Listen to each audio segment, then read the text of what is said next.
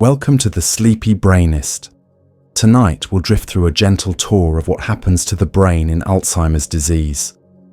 If this helps you relax and learn, please subscribe, like, and tap the notification bell so you don't miss our quiet journeys. And tell me in the comments where in the world you're watching from. I love seeing our sleepy map light up. Imagine a quiet library inside your head, a place where yesterday's moments are gently shelved so you can find them again. In the earlier stages of Alzheimer's, the lights in this library begin to dim. Not everywhere at once, but first in the rooms that file away brand new memories. These rooms have names. The hippocampus, shaped like a seahorse and tucked deep in each temporal lobe, and the neighboring entorhinal cortex, a kind of front door and index for the memory system. When these areas grow delicate, new experiences, what you had for breakfast, where you set your keys, the name of the neighbor you just met, start to slip before they have a chance to be properly labeled and stored.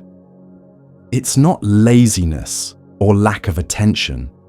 The machinery that tags moments with time and place is simply not working as smoothly as it used to. The hippocampus doesn't store memories forever. Instead, it acts like a relay station, transforming the noise of experience into something that can be filed throughout the cortex. One part of it, the dentate gyrus, helps keep similar events separate. So your trip to the market today doesn't overwrite your trip to the market last week. Another part, called CA3, helps stitch fragments together when you only have a few clues, like recognizing a friend from the sound of their laugh before you turn around. The entorhinal cortex feeds the hippocampus with a beautifully organized map of where you are and how you're moving through space. Tiny place cells in the hippocampus and grid cells in the entorhinal cortex fire like quiet beacons while you navigate, helping you remember the route home or the layout of a new cafe. In the beginnings of Alzheimer's, especially when tau proteins start to tangle inside entorhinal cortex neurons, those maps blur.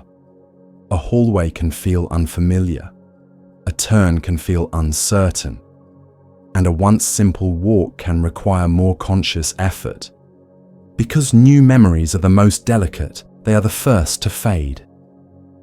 Older, well-practiced memories, childhood songs, a favorite recipe, the name of a lifelong friend, often remain more stable for a while. This creates the gentle paradox many families notice. Someone can tell vivid stories from decades ago, but struggle to recall what was said 10 minutes earlier. It isn't that the past is getting stronger, it's that the present isn't being fully recorded. The hippocampus normally binds together the who, what, where, and when of an event into one coherent scene. When that binding grows weaker, you might remember the face but not the name, the conversation but not where it happened, or the intention but not the step that comes next. Language can feel just out of reach, perched on the tip of the tongue. Names in particular are fragile because they are arbitrary labels without many hooks. You might recognize a person instantly, meaning the visual and emotional parts of the brain are still connecting, but the label refuses to surface. Given a hint, the name can pop back, showing that the memory isn't entirely lost. The retrieval path is just narrow. This is why cues help so much. A photograph, a familiar scent, the opening chord of a song can unlock details that felt completely gone. Some kinds of memory ride on different tracks and may remain steadier for longer.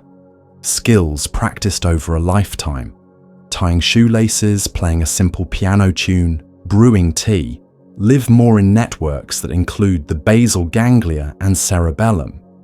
These procedural memories don't rely on the hippocampus in the same way, so the hands can remember even when the mind is unsure. Emotional memory can be surprisingly strong too.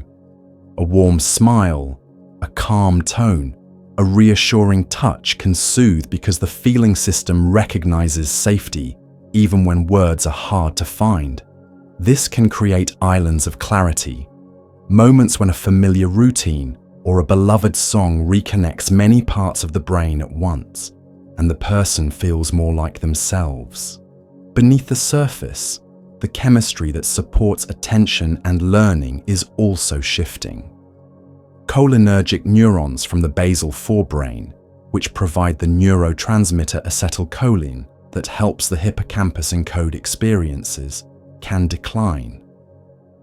The locus coeruleus, a tiny nucleus that sends noradrenaline to help you focus and tag important events, may also be affected early. With these signals softened, it becomes harder to highlight what matters in a stream of information. Distractions sneak in, and the brain has to work harder to carve a clean memory trace.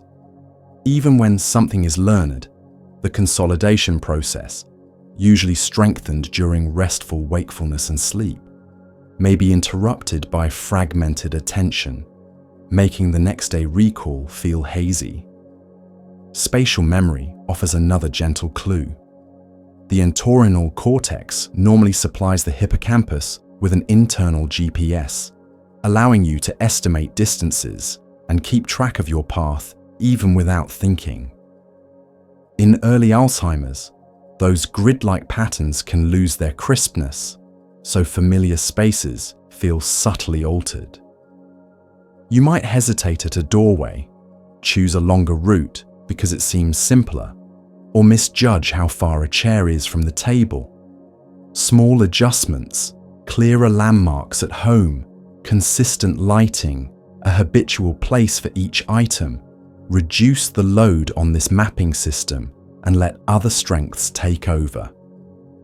On brain scans and at the microscopic level, synapses, the tiny junctions where neurons talk, can thin out in these early hubs. It's like removing a few threads from a web. The structure still holds, but signals travel more slowly and with more effort. Long-term potentiation, the strengthening that underlies learning, becomes harder to sustain. This is why repetition with gentle variation helps. Each pass lays down a slightly brighter path, giving the next retrieval a better chance.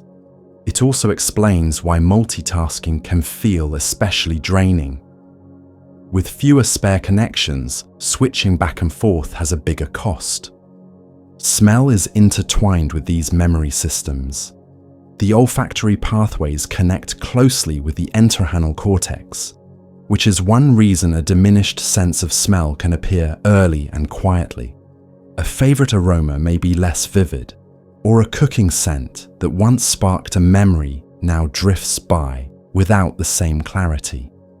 Yet the right fragrance, a familiar soap, a holiday spice, can still open doors because the brain is wonderfully redundant and can route around trouble when given a clear cue. Stress gently presses on all of this. The hippocampus is sensitive to stress hormones, and when the mind is worried about forgetting, the very worry makes remembering harder. A calm rhythm helps, one task at a time, simple instructions, unhurried pauses, and compassionate patience from others. Routines build scaffolding, so the brain doesn't have to resolve the same puzzle again and again. Labels on drawers, a consistent spot for glasses and keys, and visual checklists transform fragile short-term steps into sturdy environmental supports. It's common to see what looks like inconsistency. A detail appears lost one moment and returns the next. This is not stubbornness or willful forgetting. It reflects the fluctuating balance of attention, stress, fatigue, and cueing. When the right door is found, the memory can still be there, waiting. That's why gentle prompting is powerful, offering the first letter of a name, pointing to the relevant object, or starting the first line of a well-known phrase. These cues act like bookmarks placed in the brain's library, guiding the eyes back to the right shelf. Even as new memories falter, identity remains richer than recent facts. The cadence of a person's humor, their preferences, their sense of style and comfort, the way they like their tea, these are woven from countless experiences and distributed widely across the brain. Conversations that lean into these enduring patterns feel easier. Asking about favorite places, playing music from youth, sharing photo albums, cooking familiar recipes, and spending time in beloved spaces all recruit networks that Alzheimer's touches more slowly. The mind also keeps an internal sense of time, with time cells in the hippocampus that help place events in order. When their rhythm changes, yesterday and last week can blend. Offering external anchors, a large calendar in view, a clock with clear numbers, routines linked to daylight, restores the sequence from the outside in. When expectations are consistent, surprises are fewer, and the remaining memory machinery can focus on the present moment without juggling as much context. All of these small changes share a single theme. The system for encoding and indexing new experience has to work harder, and sometimes it can't keep up. But the brain is not a single switch. It is a neighborhood of abilities. When the hippocampus and entorhinal cortex are under strain, other streets can still carry traffic, emotion, habit, rhythm, and the senses can guide the way. By lighting those streets with cues, calm routines, and kindness, we make it easier for new moments to find a place on the shelves and for familiar ones to be found again. Think of the brain's proteins as careful housekeepers and scaffolding crews, keeping rooms tidy and hallways strong so messages can glide from one place to another. In Alzheimer's, two particular workers start causing trouble: amyloid beta outside neurons and tau inside them.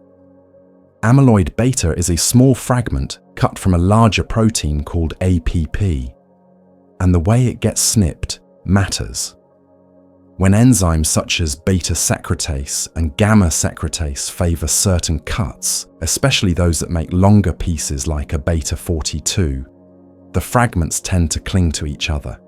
At first, they gather as tiny soluble clusters called oligomers that drift between synapses. These small clusters are stealthy. They can nudge receptors to misbehave, weaken the chemical handshake that strengthens memories, and make communication feel fuzzy. Over time, some of these clusters settle into larger deposits, the plaques you might see in microscope images. Paradoxically, the big plaques can be less toxic than the small clusters, which means a brain can look clean in one area on a scan, while the real mischief is happening at a scale too small to see.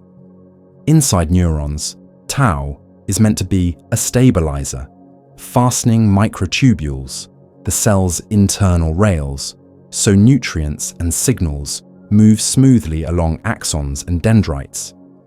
In Alzheimer's, tau becomes overly modified, hyperphosphorylated, loses its grip on those rails, and starts to misfold into threads and then twisted tangles. Without stable rails, cargo delivery falters, mitochondria don't reach places that need energy, neurotransmitter packets arrive late, and repair materials get stuck in traffic. Tau can even wander away from axons into dendrites, right where synapses live, interfering with the very spots that encode new experiences. As misfolded tau accumulates, it seems to spread along connected circuits, like a bad habit passing from one room to the next. often beginning in the entorhinal cortex and hippocampus before moving outward. This stepwise drift helps explain why memory hubs falter early and why functions tied to other networks change later. These protein changes pull glial cells into the story. Microglia, the brain's watchful gardeners, normally trim unnecessary connections and sweep away debris. When they sense amyloid beta and distressed neurons, they can shift into a reactive state. Some activation is protective, but prolonged alarm ramps up inflammation and releases signals that, if sustained, erode nearby synapses. Complement proteins, molecular tags the immune system uses to mark items for cleanup, can label synapses for removal. That's helpful in development when the brain is refining connections, but in an adult, it can mean useful bridges get pruned. Genetic variations in molecules like TREM2 alter how microglia respond, nudging the balance between helpful cleanup and harmful overreaction. Astrocytes, the star-shaped support cells, also change their behavior, adjusting how they manage neurotransmitters, energy, and blood flow. In a reactive mode, they can unintentionally amplify the neighborhood's stress. At the synapse, the earliest casualties are delicate structures called dendritic spines. Soluble amyloid beta can cause key receptors, such as NMDA and AMPA receptors, that help strengthen connections during learning, to be pulled back from the neuronal surface or to signal in a dysregulated way. Calcium, the ion that acts like a go signal inside neurons, can surge at the wrong moments. Too much calcium in the wrong place stresses mitochondria, the energy makers, and boosts oxidative stress, those reactive byproducts that nick membranes and proteins. As energy budgets shrink and oxidative damage grows, even routine signaling feels like climbing a hill with a heavy pack. The brain tries to compensate by increasing activity in some circuits, which can show up as subtle hyperexcitability. On some days, thinking may feel oddly noisy, while on others, it feels slow, as if the system is overcorrecting. The clearance systems that keep proteins from piling up are also affected. Normally, misfolded proteins get refolded or recycled by the proteasome and autophagy lysosome pathways, tiny cellular workbenches and recycling centers. Amyloid beta and tau stress those systems, creating a backlog. At night, the glymphatic system, a fluid exchange that moves along glial channels, helps rinse metabolic waste between brain cells. Poor sleep or fragmented deep sleep can reduce that rinse, giving amyloid beta more chances to linger. Blood-brain barrier shifts can add to the problem. If that protective filter becomes leaky, inflammation and impaired clearance can worsen, like a city dealing with both a trash strike and road closures at the same time. Risk factors weave into this protein story through metabolism and transport. Variants of apolipoprotein E, especially ApoE epsilon 4, change how lipids and amyloid beta are shuttled and cleared, subtly altering the neighborhood chemistry around synapses. Vascular health matters because neurons are voracious for oxygen and glucose. When small vessels stiffen or blood flow becomes less responsive, the margin for error narrows. Insulin signaling inside the brain, which supports synapse maintenance and plasticity, can become less efficient under chronic metabolic stress, making it harder to reinforce new connections even before outright damage appears. None of these influences alone explains Alzheimer's, but together they tilt the environment toward misfolding, inflammation, and fragile communication. Cholinergic neurons in the basal forebrain, key suppliers of acetylcholine, a neurotransmitter that sharpens attention and helps the hippocampus encode memories, are particularly vulnerable in this biochemical climate. As their projections thin, it's harder to amplify what matters in a sea of incoming information. That's one reason conversations can feel slippery. The system that normally boosts signal over noise and stamps experiences with a "remember this" flag is running at a lower volume.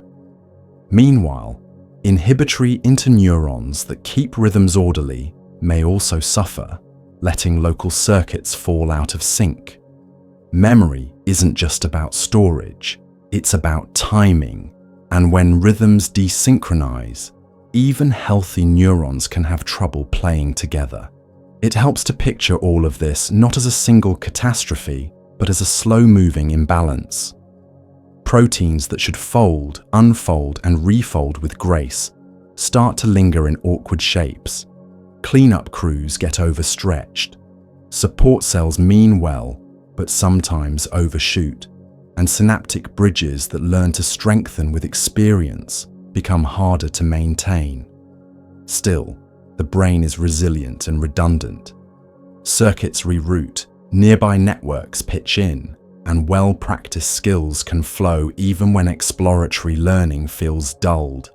Small environmental changes, predictable routines, rich sensory cues, gentle pacing, reduce the biochemical strain on signaling by lowering the demand for constant new encoding. In that calmer setting, neurons can spend less time fighting fires and more time keeping the connections that still carry the music of a life. Imagine a city of lights at night, where every thought is a street and every memory is a neighborhood. The glow doesn't come from a single power plant. It comes from millions of tiny bulbs strung between buildings, the synapses, flickering in delicate patterns.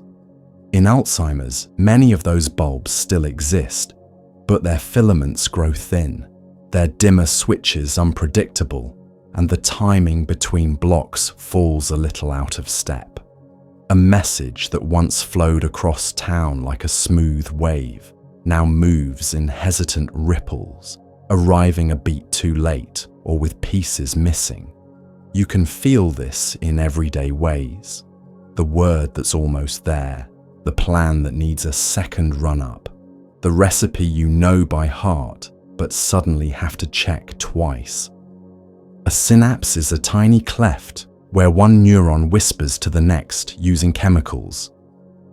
When an electrical pulse reaches the end of a neuron, calcium slips in and opens release gates so that packets of transmitter, often glutamate for go signals, GABA for steady now signals, spill into the gap.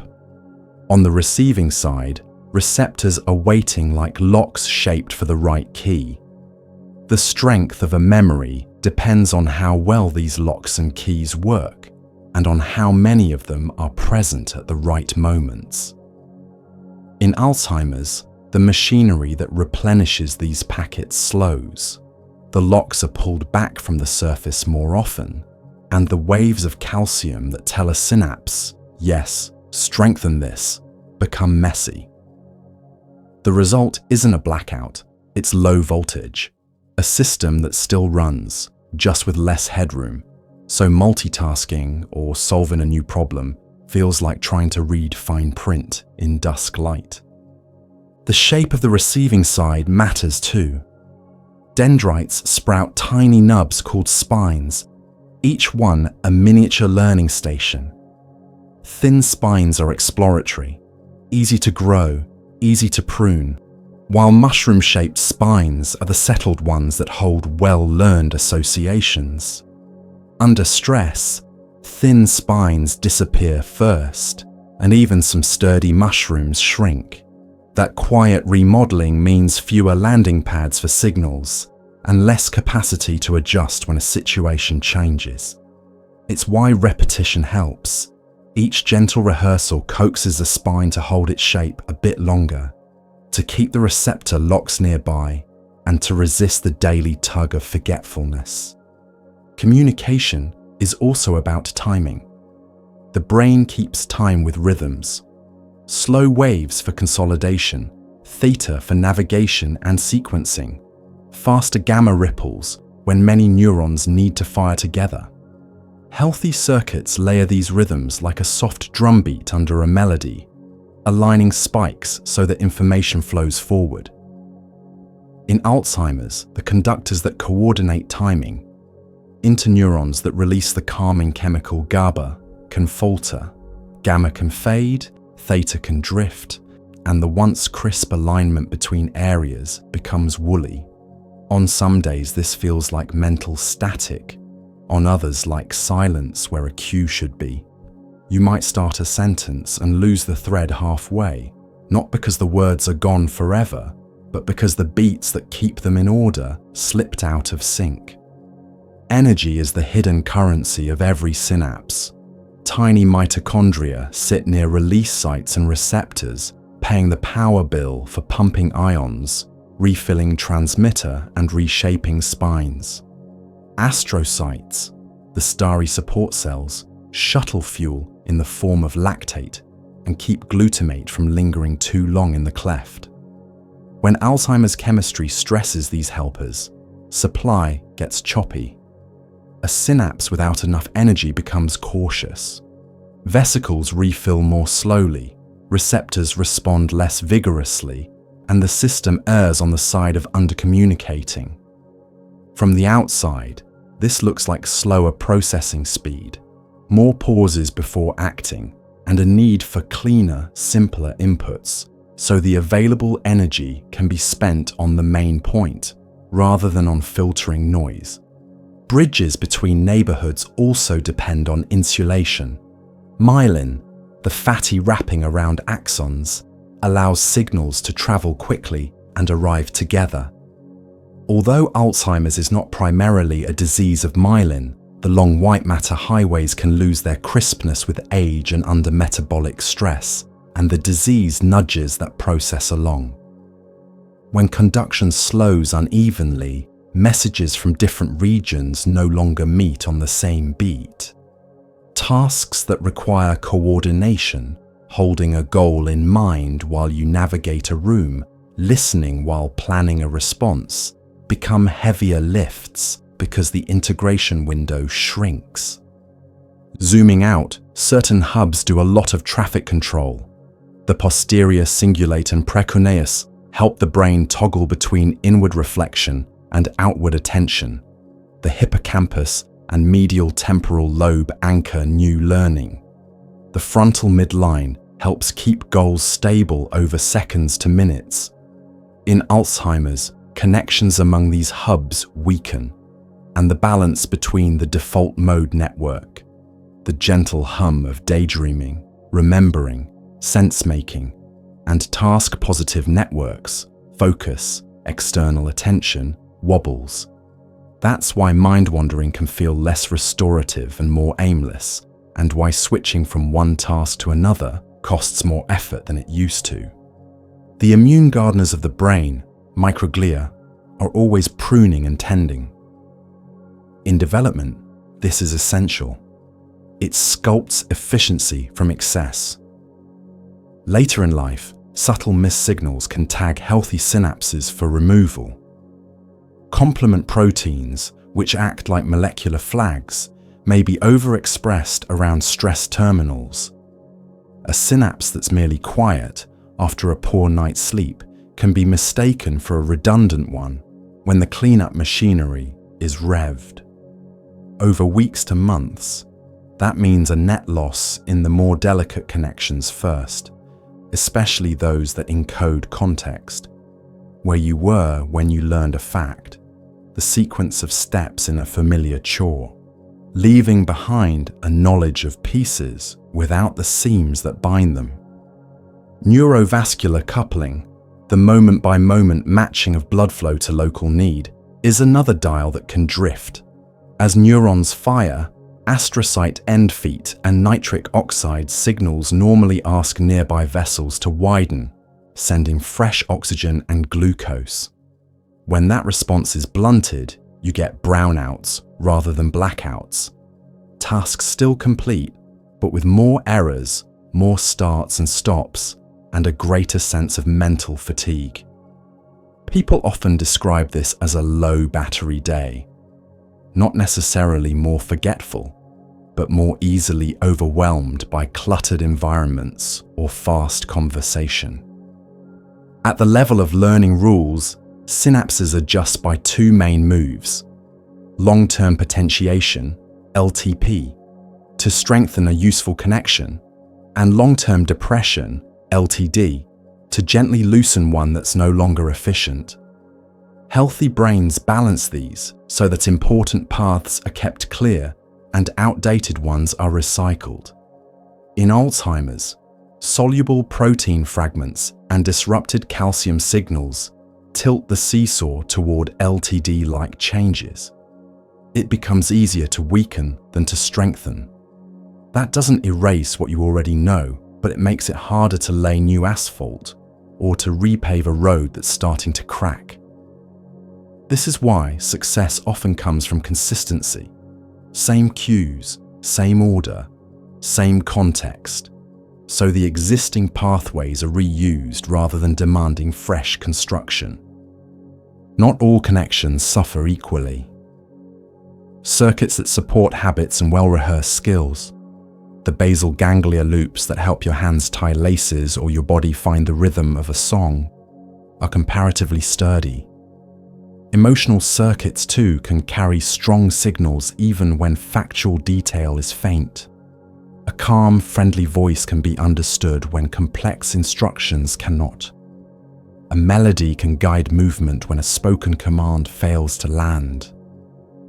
Using these robust channels reduces the strain on fragile synapses, like choosing a well-lit avenue over a narrow side street.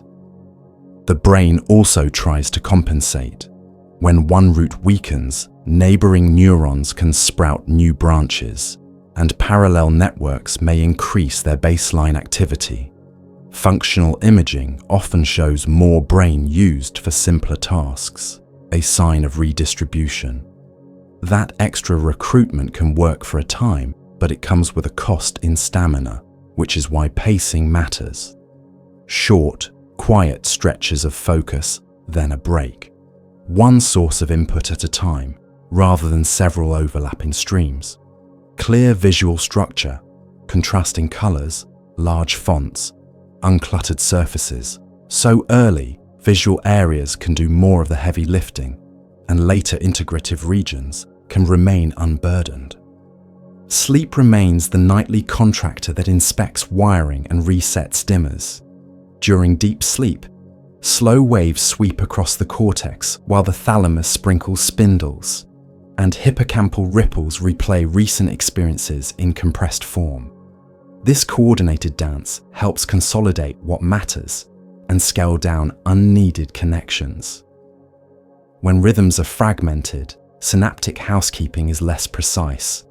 The next day, the network feels both noisy and underpowered. Too many weak connections still chattering, not enough strong ones carrying the message. Gentle sleep routines, regular timing, low light, cooler room, a consistent wind down, support the very plasticity that the waking day is trying to use. It helps to think of attention as a lens you can adjust. Acetylcholine and noradrenaline are the chemicals that turn the ring on that lens, sharpening signal against background. When their supply lines are thinned, the lens doesn't click as crisply into focus. Background sounds are more intrusive, visual clutter more distracting, internal worries louder. Arranging the environment to be cue-rich but noise-light. Labels rather than long instructions. Single-step prompts rather than multi-step lists. Familiar objects placed where the eye naturally lands. Lets each surviving synapse contribute its best without being drowned by competing demands. All of this is a slow change in how the city of the brain uses its power. Fewer bright bulbs at each corner, a need for better timing between districts, more careful budgeting of energy, and a reliance on the avenues that still hum reliably. The system remains beautifully capable when given the right conditions: clear routes, steady rhythms, kind pacing, and even when sparks are softer, patterns can still form, meaning can still be shared, and the lights can still guide the way from one thought to the next. Picture the brain's inner map room: quiet tables spread with routes and landmarks, little flags marking home, the supermarket, a friend's porch. In Alzheimer's, this room doesn't vanish, its lamps dim, and some labels smudge, especially in areas that help you stitch together where you are, where you were a moment ago, and which way to turn next. The parietal lobes, especially the posterior parietal cortex, are central to this sense of where and how. They blend vision, touch, body position, and movement into a living atlas. When these circuits tire, familiar places can feel subtly unfamiliar. Hallways look longer than they are, and turning left or right demands more conscious thought than before. It's not a dramatic loss of sight. It's a quieter difficulty of translating sight into direction, distance, and action. Vision actually splits into two great streams. One is the what stream, flowing toward the temporal lobes to recognize objects and faces. The other is the where-how stream, rising toward the parietal lobes to judge location, shape for grasping, and motion for navigation. In Alzheimer's, the where-how stream may lose its crispness, so the hand knows that a cup is a cup, but pouring accurately becomes a careful task. Stairs can look flatter or steeper than they are. A patterned rug may seem like steps or ripples. Judging the distance to a chair or the edge of a curb asks for extra attention, and busy environments, store aisles, crowded kitchens, rooms with glossy reflections, can overwhelm the mapping system with competing cues. Another helper sits at the crossroads between memory and maps, the retrosplenial cortex, a hub that links the hippocampus and parietal areas. It helps convert egocentric directions, the book is to my right, into allocentric layout. The bookcase is along the north wall of the study. When this translator struggles, you might spin slowly in place in a new room, trying to match what you see with the mental floor plan you know exists.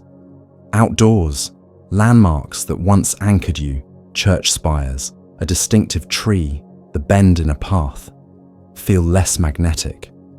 Inside, the door to the bathroom can seem to migrate, as if the house had quietly rearranged itself overnight. Navigation depends on multiple signals layered together. Head direction cells provide an internal compass.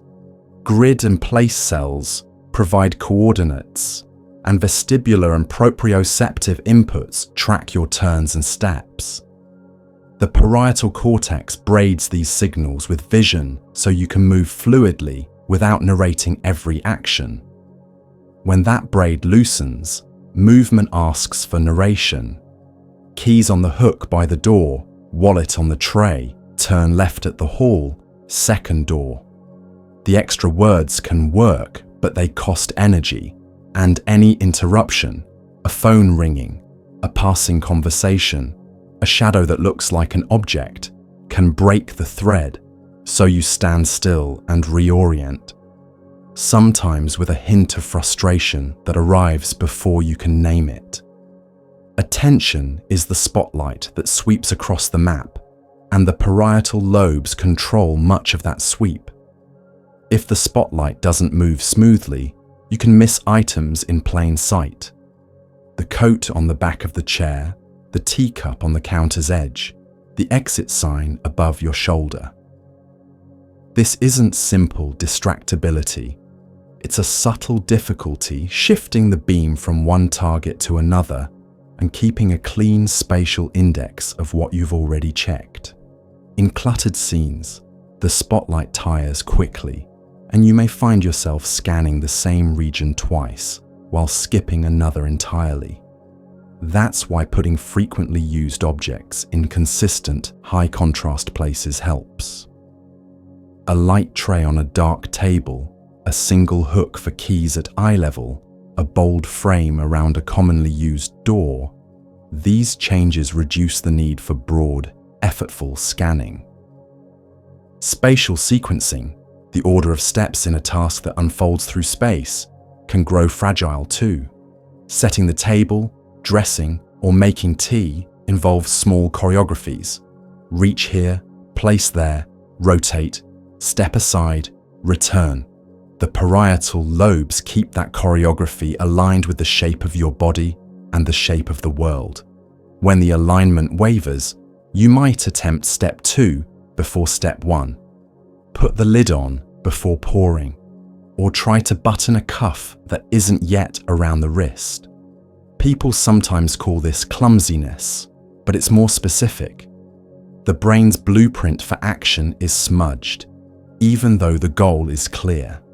Slowing the pace, laying tools in the order they'll be used, and using trays or placemats as visual stages reduce the burden on internal sequencing and let eyes and hands cooperate again.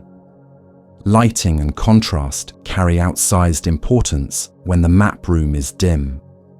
Low evening light, mixed shadows, glossy floors and mirrors can all generate false cues. A dark doormat may look like a hole. A shiny tile can masquerade as a puddle. Mirrors sometimes produce a double of the room that competes with the real one, pulling attention or even creating momentary confusion about who is in the reflection. Choosing matte finishes, reducing visual busyness on floors, and providing even, warm lighting that minimizes sharp shadows, simplifies the scene so the remaining mapping circuits can do more with less. At night, soft guide lights that outline hallways and bathrooms help the internal compass by providing consistent external beacons. As the parietal networks work harder, drawing and construction tasks begin to hint at the strain.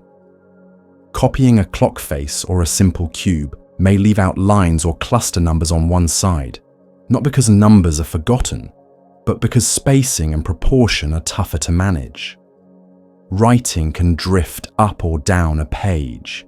When asked to point to the left hand or the right shoe, the choice can hesitate, a momentary left-right confusion that resolves with a cue. These are gentle signs that space itself requires more conscious management. Structured supports, graph paper for spacing, arrows that mark left and right near closet doors, labels placed where the eyes naturally land, become little handrails for attention and position. The dorsal stream also informs the hands how to shape themselves for objects. Grasping a mug handle relies on estimating angle and width.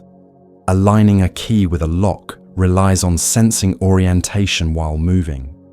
When those estimates lose precision, the first attempt misses by a small margin, then the second until the third lands. Building in tolerance, larger handles, lever door handles instead of knobs, contrasting key covers, turns small misses into easy corrections. High contrast edges on stairs, a strip on the rim of a plate, and a single colour table surface under a multicolored meal help figure ground separation, so the relevant shapes pop forward instead of blending. Crowded places amplify every challenge. Supermarkets, with their repeating patterns and long alleys of similar objects, can feel like mazes of mirrors. The parietal lobes must filter motion and pick targets among many near duplicates. When this filtering is taxed, fatigue arrives fast. Shorter trips, a written list arranged by aisle order, or shopping during quieter hours keeps the load manageable. At home, Open shelves that display a few essentials can work better than deep drawers filled with options. Predictability is a gift to the mapping system. The same place for the same item, the same route for the same task, the same visual cue marking the same goal. Emotions color maps too. A mild spike of anxiety narrows the attentional beam, and a narrowed beam is more likely to skip something just outside it. When feeling lost, the body may slow or stop. Heart rate nudges up. Breathing shallows. The mind waits for a landmark to anchor to. A calm voice offering a simple cue. The bathroom is the second door on your left, combined with a visible cue, an arrow and a familiar sign, often outperforms long explanations. Hand-under-hand guidance, walking together at a quiet pace, and approaching turns with gentle advance notice. Let the vestibular system and vision resynchronize without hurry. Music can help here. Rhythm organizes motion across many brain areas at once, turning hesitations into smoother steps. Even within the visual system, not all features are equally fragile. Motion signals can remain strong even when shape judgments are uncertain, or vice versa. Using the resilient channels makes navigation easier. A lightly moving curtain can mark a doorway.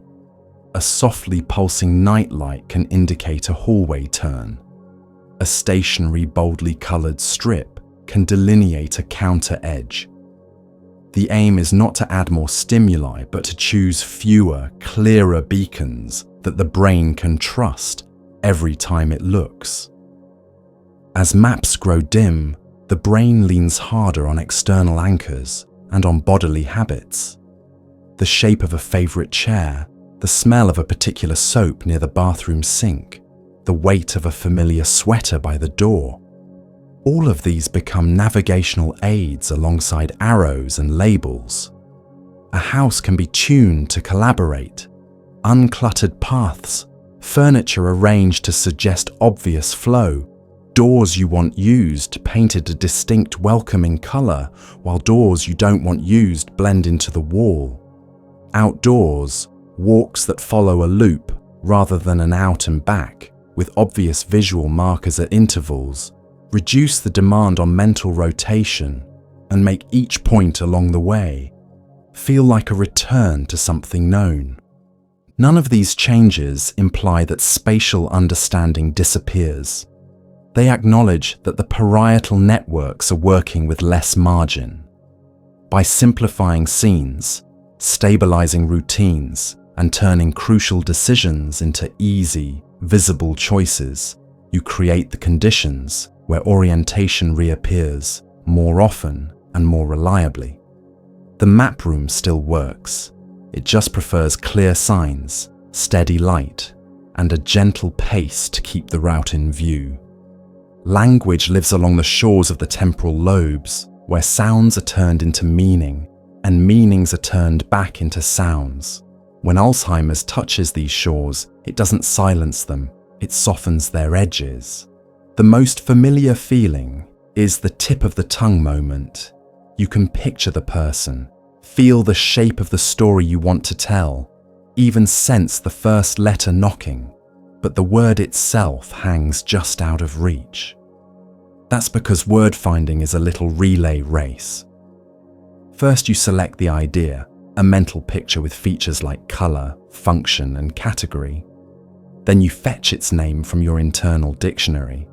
Then you build the sounds in order. And finally, you send the plan to the mouth. Temporal lobe changes, especially around the left middle and inferior temporal gyri, and their links to the parietal junction, can slow the handoff between idea and name, or between name and its sounds. The idea is there, the label is late.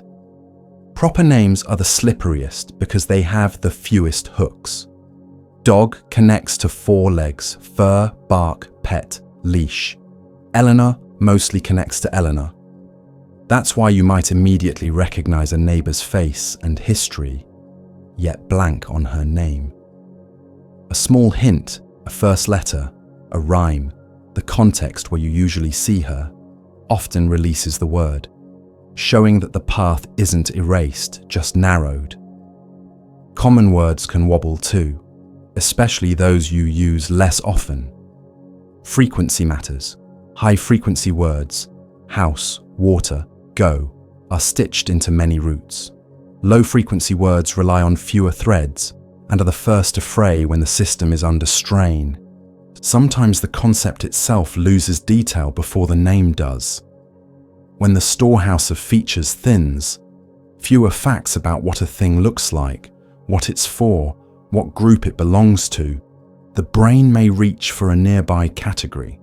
That's when a piano becomes that instrument, or a lemon is called fruit. These are not random errors. They're the mind aiming for the right shelf when the exact slot is fuzzy. You can hear this in category word lists. It's easier to list words that start with a letter than to list many animals in a row, because animal knowledge leans on those feature networks in the temporal lobes. With gentle cues, the yellow sour one you slice for tea. The missing feature gets restored and the specific word returns. On the receptive side, listening in quiet is often comfortable, but listening in noise is like reading through fog. The ear hears fine. The difficulty is assigning meaning quickly enough while the next sentence is already arriving. Long, winding sentences with clauses tucked inside other clauses can outrun working memory, especially when pronouns pile up.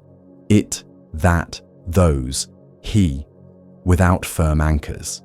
Simpler structure helps.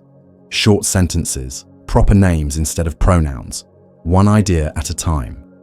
The brain loves clean signal.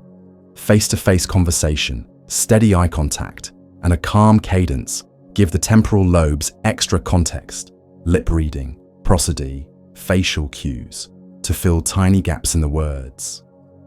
Speech production shifts to match the new pace.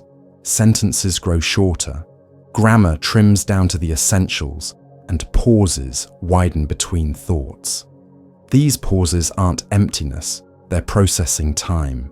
If others rush to fill them, the relay gets interrupted and must start over. Allowing the pause, or offering a tiered cue, a broad hint, it's a tool, then a semantic clue. You use it to tighten screws. Then a phonemic nudge. It starts with S. Respects the sequence the brain prefers. Choices help too. Do you mean the spatula or the tongs? Reduces the search space and lets recognition guide selection when recall is tired. Reading and writing reflect the same pressures. Lines of text may be read more slowly, with rereads on dense passages. Irregular words with tricky spellings can stick, because the brain tries to sound them out and gets tugged toward a regular pattern. Big, high-contrast fonts, generous spacing, matte paper, and shorter paragraphs reduce visual crowding and let meaning carry the workload instead of surface decoding. In notes and lists, writing a keyword in bold or colour, meds 8 o'clock, becomes a lighthouse the eyes can find even on low-energy days. Names under photos, labels on cabinets, and a memory book with favourite people and places keep language tethered to rich context, which is where it thrives. Conversation itself is choreography. Turn-taking, topic maintenance, and repairing misunderstandings all depend on timing circuits that knit temporal lobes with frontal control areas. When those timings blur, interruptions become more likely. Topics drift more easily, and the thread can slip. Setting the stage helps. One speaker at a time, background TV off, a quiet room with soft lighting, and a visible object of reference. We're talking about this mug. So gaze and gesture can scaffold words. Questions that are answerable without long searches, yes, no, either or, or show me with a gesture. Convert a heavy recall task into a lighter recognition task. Bilingual minds add another layer. The earlier learned language often feels sturdier under load, and the brain may spontaneously slide toward it when searching for words. That shift is not regression, it's efficiency. Choosing the path with more practice. Letting the preferred language lead or mixing in familiar phrases from it reduces friction. Music sits beside language in the temporal lobes and can lend its scaffolding. Singing a line can cue the next word.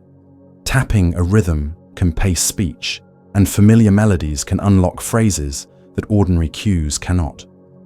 Prosody, the melody of speech, also carries meaning even when specific words are stubborn. A warm tone, slow rise and fall, and gentle emphasis on keywords tell the listener which parts to catch. Emotions weave through language. Frustration at not finding a word can recruit stress hormones that tighten the very bottleneck you're trying to open. A calm environment, unrushed expectations, and quick wins, a correct name after a small cue, a successful choice between two options, reset that chemistry and make the next retrieval easier. Humor helps, laughing at a near miss or celebrating a clever workaround, the thingamajig for the jars, keeps the conversation playful and preserves dignity while the exact label takes its time. The goal is connection, not perfection, and the brain hears that goal in the kindness of the exchange. Under the surface, you can picture two main language highways. One maps sounds to meanings, a ventral route through the temporal lobe. The other maps sounds to articulation, a dorsal route that links temporal and frontal areas. Alzheimer's tends to haze the meaning mapping route first, so you might repeat a word clearly but still feel unsure whether you've chosen the right one. That's why grounding words in sensory detail, the cold glass of orange juice in the blue cup, works. It engages multiple routes, vision, touch, taste, so that even if one path is narrow, others can carry the load. Over time, the brain reallocates effort, recruiting more frontal support to hold a thought while the name arrives, which feels like needing an extra beat before speaking. Giving that extra beat is often all it takes. Small habits become strong allies. Announce names when people enter. "Hi, it's Daniel," so the label and face bind together. Keep a visible word wall of frequently used names, places, and routines. Use gesture deliberately. Outline the shape of the object in the air. Point to the place it lives. Mime the action it performs. Pair pictures with words on phones and tablets. Tapping the picture to say the word combines recognition with production. And when a word won't come, travel around it. Describe its color, what it does, what it's near, when you last used it. These side paths are not detours. They are bridges that the temporal lobes still cross with ease when the straight road is busy. Even when language is effortful, meaning finds many doors. The expression in the eyes, the rhythm of the voice, the shared memory in a photo, the smell of toast in the morning. All of these carry messages that words only wrap. By leaning on the cues that remain vivid, shaping sentences so they land gently, and giving the brain the quiet seconds it needs to collect the right syllables, conversations stay warm and intelligible, and words that felt far away have a better chance of stepping softly back into reach. Imagine a tidy desk at the front of the mind where plans are sketched, priorities ranked, and small decisions are quietly stitched together into action. In Alzheimer's, that desk doesn't disappear, it becomes cluttered. Papers overlap, the pencil dulls faster, and the lamp flickers. The networks that sit near the front of the brain, the dorsolateral prefrontal cortex for holding steps in mind, the anterior cingulate for monitoring conflicts and keeping efforts steady, and the orbitofrontal regions for weighing value and risk, work harder to do the same jobs, so tasks that once felt automatic now ask for conscious supervision. You can sense this in the moment when you stand in the kitchen with a clear goal, make tea, and find yourself hesitating between kettle, cup, and cupboard, aware that you know the sequence, but needing an extra breath to line up the order. Working memory is the small notepad on that desk. It keeps 3 or 4 items active just long enough to use them: water, kettle, heat, cup. When the notepad smudges, the second step can slip while you're doing the first. Distractions that used to bounce off now stick. A notification, a sudden thought about tomorrow's appointment, the sound of a truck outside. Each intrusion takes a line on the notepad, crowding the original plan. The brain tries to compensate by rehearsing out loud or silently. Fill, boil, steep. And that rehearsal helps, but it costs energy. Short, well-timed prompts are powerful here. A small card on the counter with pictograms, a kettle that lights when on, tea stored beside the cups so the eyes cue the hands without a search. Inhibition, saying not that, this, is another tool on the desk. It filters impulses and irrelevant options so the right action can start. When inhibition tires, you might open a familiar app instead of the calendar you meant to check, speak a thought before weighing its timing, or follow a strong habit even when the situation has changed. None of this is willful. The brake pedal is simply softer. External brakes substitute well, remove duplicate choices, simplify menus on phones and TVs, place the needed item in the direct line of sight, and move competing items out of reach. The environment becomes part of the executive system, holding the boundary while attention does the core work.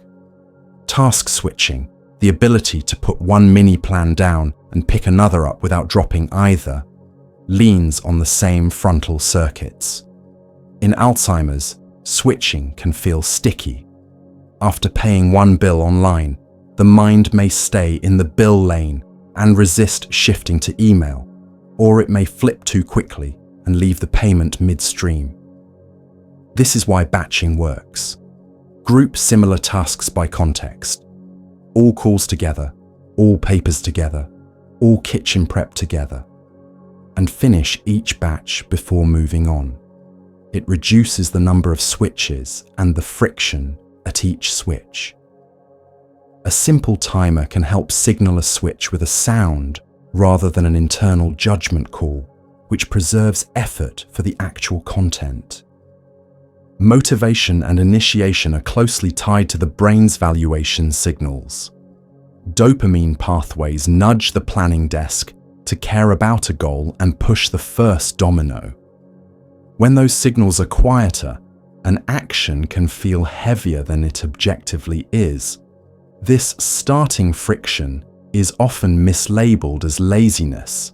It's closer to a lowered gain on the go signal. Lowering the threshold helps make the first step comically small. Sit at the table with the envelope and pen. Use if-then cues. If it's after breakfast, then I take meds. And attach movement to an existing routine. Set out the pills when making tea. Success generates its own chemistry. The feeling of completion is a small dose of propulsion for the next start. Prospective memory, remembering to remember, is the part of planning that schedules a future you to act. It's fragile because it depends on both memory and executive control. Without scaffolding, call the clinic at 10 floats away. With scaffolding, it lands. The most reliable supports are perceptual and place-based. a sticky note at eye level where the action happens, an alarm labelled with a specific verb, call clinic refill, a calendar tile with a bold icon, the prescription bottle placed in the mug you'll lift at 10. Linking the cue to a distinctive sensory event makes it more likely to catch. An alarm with a unique chime for medications, a keychain that vibrates when you leave the house without your wallet, coloured tape on the door reminding you to bring the list. Judgment and risk assessment live at the edge of planning. The orbitofrontal cortex helps weigh short-term reward against longer-term cost, and when its signals are dulled, choices can skew impulsive or overly cautious. Impulsive looks like buying something because it's present, clicking OK on a pop-up without confirming its source, or starting a repair without turning off the power. Overcautious looks like waiting too long to decide and missing an opportunity because every path feels uncertain. Pre-deciding common rules smooths the rough edge. I don't buy from unsolicited calls. I show contracts to a trusted person before signing. If I'm not sure, I pause and check the checklist. These are not moral guardrails. They're cognitive exoskeletons that carry part of the load. Error monitoring, catching a slip and correcting it, is the desk's quality control. The anterior cingulate registers something's off and allocates effort to fix it. In Alzheimer's, the signal can be delayed or faint, so small mistakes propagate. A pill skipped becomes 2 tomorrow. A misfiled document hides for weeks.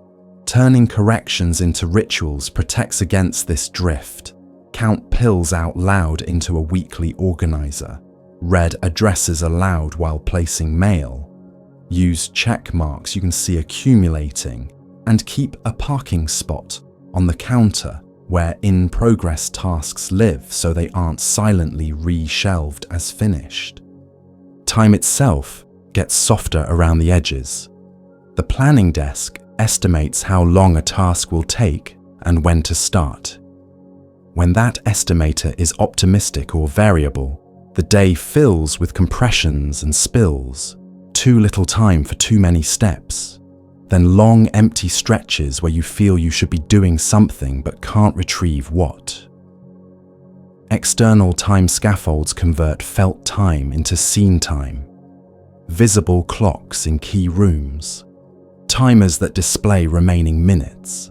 Schedules with blocks that include buffers before and after transitions. Pacing becomes kinder when time is seen as a container with breathable walls, rather than a rushing current to outrun. Fatigue turns the clutter into a tangle.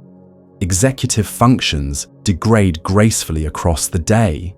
Even small dips in sleep quality ripple through planning, inhibition, and working memory. Morning often offers a clearer desk. Late afternoon, a busier one. It helps to place demanding tasks in the brain's bright window and protect that window from leakage. No news scrolls, no complicated multitasking, stable lighting, a quiet backdrop. After lunch, choose maintenance tasks or restorative ones, sorting by color, light movement, music-backed chores. The mind handles repetition well when novelty feels costly. Social demands are executive tasks in disguise. Following a conversation, waiting a turn to speak, holding a response while listening to an answer, all draw from the same pool as planning a recipe. Group settings, rapid topic shifts, and overlapping voices drain that pool quickly. One-to-one conversations in calmer spaces preserve the lens. Visual anchors do wonders. A shared photo on the table, an object you can both touch while talking, written names to reduce retrieval pressure. When a thread is dropped, neutral restarts. We were talking about the garden. Prevent the costly search for a missing sentence. Numbers and money management sit near the planning desk too. Paying bills, estimating change, checking statements all combine working memory with inhibition and error monitoring. Small automations keep control while reducing risk. Autopay with alerts, spending limits on cards, a second pair of eyes for unusual charges, a checklist taped inside a folder that shows the monthly order of steps. Instead of holding a dozen details in mind, you hold a process that lives on paper and in devices you trust. Clutter in the physical world mirrors cognitive clutter. Every extra option is another branch to prune. Streamlining spaces, one coat on a single hook, one bowl for keys, duplicates stored out of sight, turns choice into flow. Staging areas for projects prevent regathering materials each time. Containers labeled with a verb, read, mail, fix, return, tell the planning desk what to do without a search through categories. When something doesn't fit in a container, it prompts a deliberate choice. Make room, create a new verb, or let it go. Self-talk is a tool many brains already use. In Alzheimer's, it becomes foundational. Narrating steps softly. I'm rinsing the cup, now I'm putting it on the rack. Recruits auditory and motor systems to support frontal circuits. The rhythm of that narration matters. A steady cadence calms the anterior cingulate, which in turn steadies effort. Pairing narration with gentle movement, breathing in on start, breathing out on finish, keeps the body from bracing because tension steals bandwidth from planning. Care partners often become co-managers of the desk. The most effective support feels like choreography rather than correction. Breaking tasks into visible steps, handing the right tool at the right moment, offering binary choices, and waiting through the processing pause preserve dignity and autonomy while keeping momentum. Corrections land best when they are embedded in the environment the spoon lives here, rather than in criticism. Successes, even tiny ones, are fuel. The brain remembers the feeling of, I can do this, and that feeling reduces initiation cost the next time. Technology, when simplified, can be an honest ally.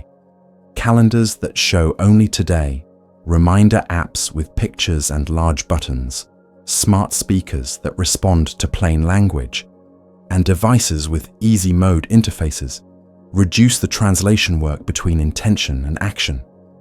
The rule of one applies. One calendar, one to-do list, one set place for passwords, one shared document for contacts. Multiplicity breeds drift. Singularity breeds trust. Underneath the strategies, the biology remains consistent. Frontal networks are negotiating with less signal to noise, valuation signals are quieter, and effort regulation is more variable. By moving key decisions out of the head and into the world, shrinking choices, adding timed cues, and turning recurring tasks into rituals, you clear the desk enough for the plan to show through. The brain still wants to do the right next thing. It simply benefits from a workspace where the pencil is sharp, the paper is clean, and the lamp points exactly where the next line needs to be written. Feelings move through the brain like weather, fronts that roll in, winds that shift, bright breaks of sun between clouds. In Alzheimer's, the forecast changes more quickly, not because the person is choosing to be moody, but because the circuits that read the world and steady the response are working with less margin. The amygdala, hippocampus, and insula help assign significance. Is this safe, important, familiar? While frontal regions add context and slow the impulse to react. When signals along these paths grow noisy, the internal barometer can misread ordinary moments as uncertain, and uncertainty invites vigilance. A quick glance or an unexpected sound that used to be ignored now tugs attention. A glance that lingers may be read as judgment.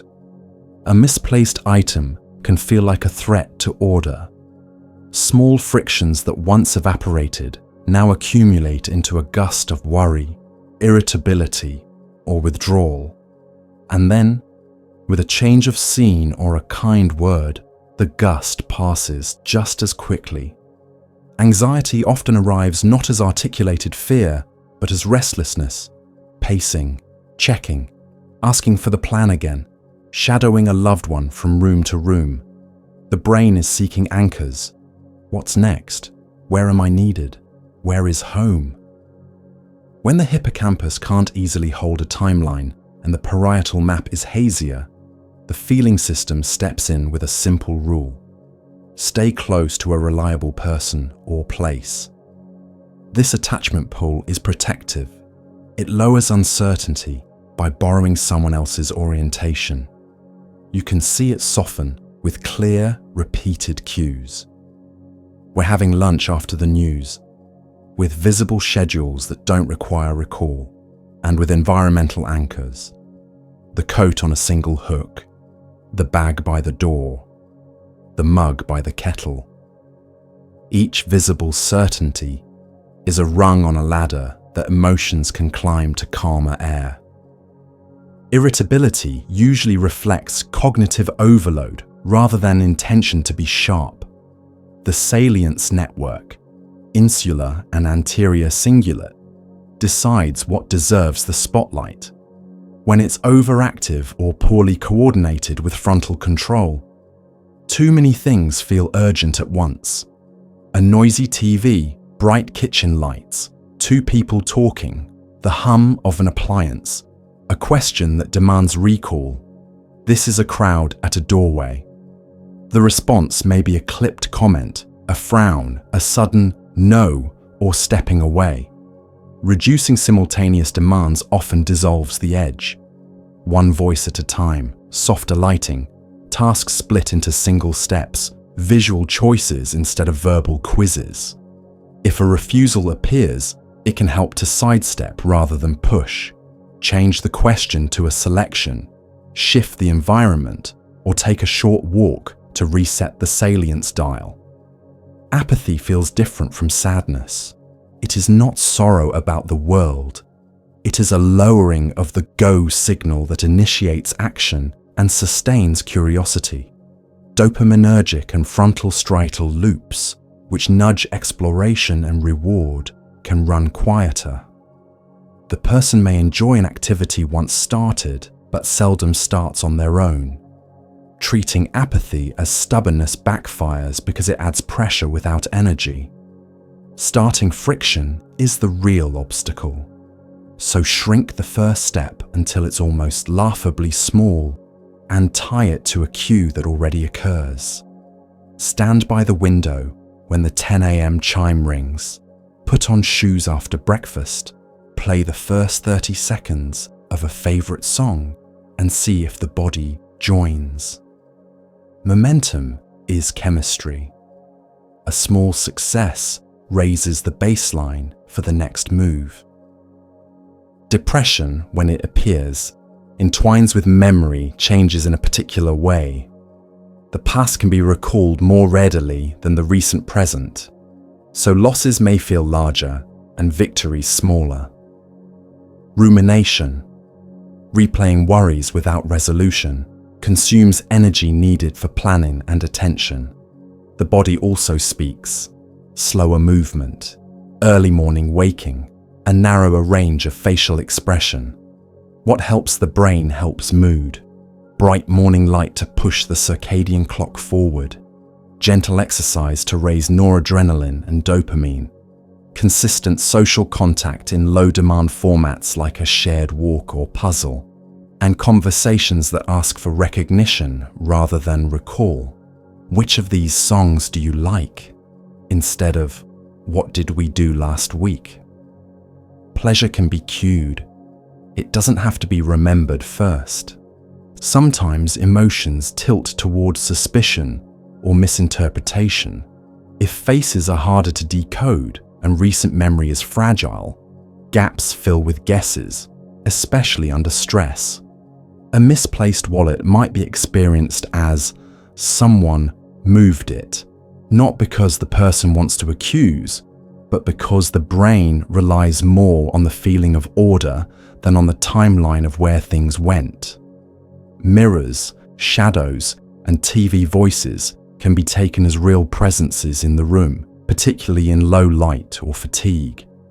Adjusting the scene often does more than explanation. Cover or move a mirror in the evening, lower TV volume and add subtitles, keep lighting even, place important items in one visible home. Validation, acknowledging the feeling first, keeps the amygdala from escalating. That's frustrating. Let's look together is not agreement with a false belief. It's a bridge to calmer ground where problem solving can happen. Sundowning, the late day swell of confusion or agitation, blends biology and environment. As daylight fades, contrast drops, shadows lengthen, and the internal clock is nearing its low energy trough. The day's small negotiations have spent executive reserves, and the body may be hungry, dehydrated, or understimulated. The fix is rarely one thing. It's a change of setting that widens margins. Predictable afternoon snacks, a warm drink, softer lamps turned on before dusk, a simple, absorbing task that uses hands more than recall. Folding towels, sorting buttons by color, watering plants. Rhythmic activities tame arousal because they recruit motor, sensory, and limbic systems in sync. Rocking, walking to music, or gentle hand massage shifts physiology without argument. Under the hood, neurotransmitters set the tone. Noradrenaline from the locus coeruleus sharpens focus and challenge but can tip toward hypervigilance if the baseline is high and context signals are weak. Serotonin helps regulate mood and impulsivity. When its modulation is uneven, the same comment can feel fine at one moment and prickly the next. Acetylcholine supports attention and encoding. Dips make noise harder to filter, which then raises stress. These systems talk to the hypothalamic pituitary adrenal axis, so chronic uncertainty inches up cortisol, nudging sleep and appetite off course and narrowing emotional flexibility. The practical translation is simple. Safety, predictability, and clear sensory cues are medicines. They reduce the need for stress chemistry in the first place. Pain and discomfort often hide behind behavior.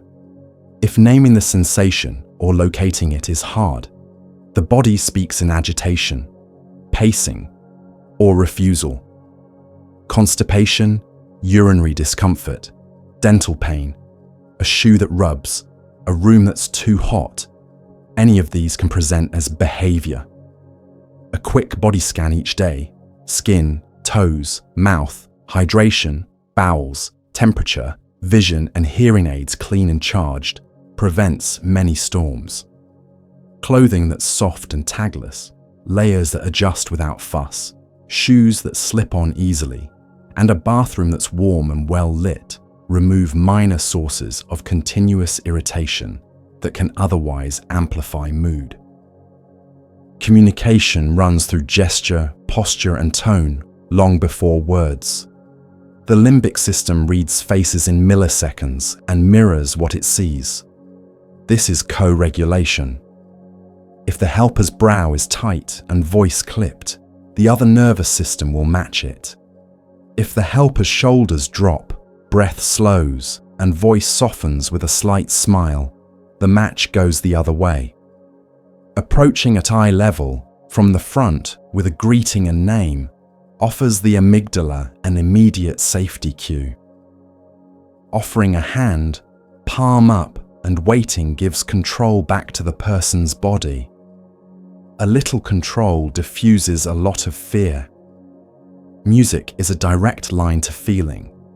Melodies learned in youth engage distributed networks that remain strong, and rhythm organizes movement. A playlist becomes emotional architecture, lively in the morning to spark, familiar mid-tempo in the afternoon to steady, soothing and sparse in the evening to settle. Pairing specific songs with specific routines turns them into cues. This tune means we're getting dressed. This one means it's time to prepare dinner. Scent works similarly. A consistent aroma at bedtime, a citrus note in the morning, a favorite soap in the bathroom. These bypass effortful cognition and whisper to mood. Nature smooths edges with minimal demand on memory. A patch of sunlight, leaves moving, water in a clear glass, a short walk past the same tree each day. These provide novelty without confusion. Pets and gentle animals offer uncomplicated social contact, eye contact, warmth, a shared rhythm of breathing. Even a weighted blanket or a warm lap pad can ground arousal through touch and proprioception. When the mind feels stirred up by things it can't frame, it helps to reinterpret many challenging behaviors as reasonable attempts to solve a problem with reduced tools. Wandering is searching for a bathroom, for purpose, for home. Repeated questions are rehearsals to keep the plan alive. Refusal is a bid for control when the steps feel too fast or vague. The question to hold is not, how do I stop this? But, what problem is the person solving, and how do I make that solution easier? Clarify the goal, simplify the route, add cues that land through the senses rather than through memory, and the emotion usually follows the function. Care partners' emotions matter because nervous systems loop. Fatigue, grief, and worry are normal. Pretending otherwise is costly. Micro rests prevent macro storms. A cup of tea outside for 5 minutes while someone else sits in. A short playlist that you both know means quiet time. A neighbor who walks with you on Tuesdays. Food delivered on the day with the heaviest appointments. Naming what's hard out loud to a friend or group reduces limbic load. When the body feels witnessed, it needs less adrenaline to cope. Dignity grows in environments where both people are allowed to be human and imperfect. Even as cognitive scaffolding changes, emotional truth remains precise. A warm hand is still warm. Kindness reads as kindness. Frustration reads as frustration. Humor still opens tight spaces, and comfort still quiets fear. When the brain can't quickly explain why a scene feels safe, it borrows cues from the body and the room. By letting environments speak clearly, light that flatters faces, objects that invite use, sounds that soothe rather than compete, and by letting our own bodies model the state we hope to see, we help the feeling brain find good weather more often. And when small storms pass through, we give them room to pass without leaving damage behind. At night, the brain changes shifts. The day crew, busy with perception, planning, speech, steps back, and the night crew moves in. Slow electrical rhythms roll across the cortex, blood vessels pulse a little differently, and a clear fluid threads through tiny spaces between cells to rinse away the day's molecular clutter. This wash and repair service is the glymphatic system, a partnership between cerebrospinal fluid, CSF, the brain's interstitial spaces, and a lattice of astrocytes whose water channels aquaporin 4-line perivascular plumbing. During deep, unbroken sleep, neurons shrink a touch, and the gaps between them widen, making it easier for fluid to flow.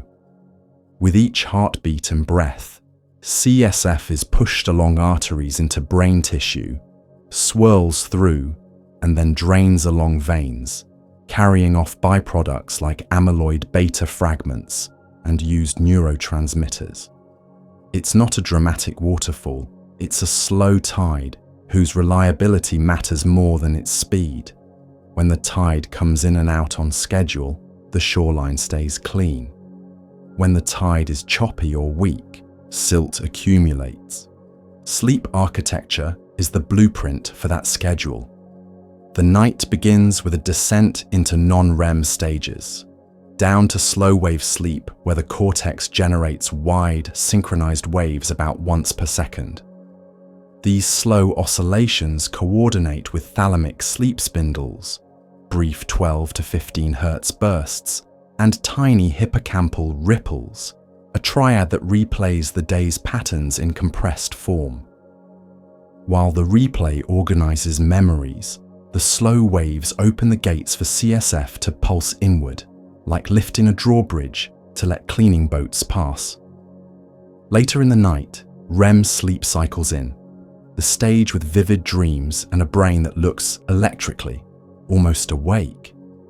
REM is where emotional memories get integrated and procedural skills are tuned.